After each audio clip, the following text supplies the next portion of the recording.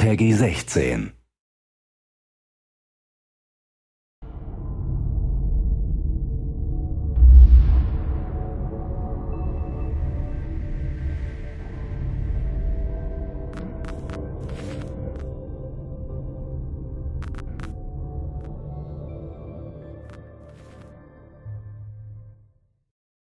Brink takes place on the Ark. It's an immense artificial floating city at sea, built as part of a contemporary green vision, but now existing in 2045, and having lost contact about 20 years beforehand with the rest of the Earth, it exists in complete isolation, with what were originally sustainable resources now in limited supply.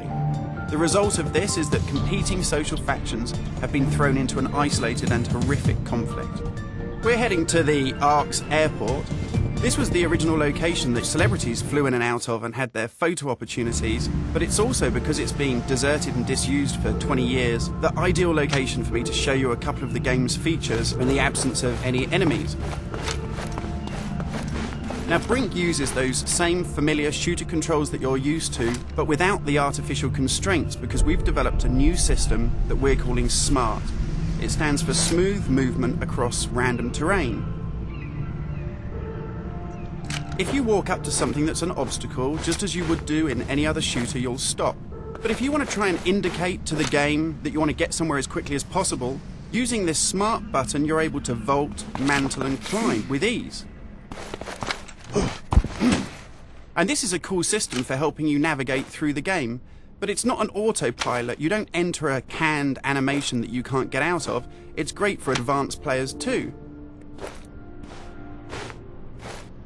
If you're approaching an obstacle like a security sensor, and you want to make it through that obstacle without perhaps alerting the enemy to your presence, you could just look up and you'll mantle up and over that automatically. And by the same token, if you use your same SMART button just running towards something and looking down, you'll indicate to the game that you're able to slide under something. And this is really important because in Brink, we want you to be able to make tactical decisions about where you go and how you play. It's not a rail shooter where you're on a kind of minecart witnessing canned cinematics. And that's important too, because in Brink, irrespective of whether you play offline or online, you can create a cool identity for yourself that really reflects how you want to play the game. So in Brink, you take on a combat role that suits your preferred playing style, whether you're on the front line attacking the enemy or perhaps at the rear doing support. You'll take part in military objectives as part of a coordinated squad. And when you complete these successfully, you'll earn experience points that allow you to unlock cool upgrades for your weapons, really cool abilities that suit the way that you want to play, and also cool outfits that reflect what a badass you are.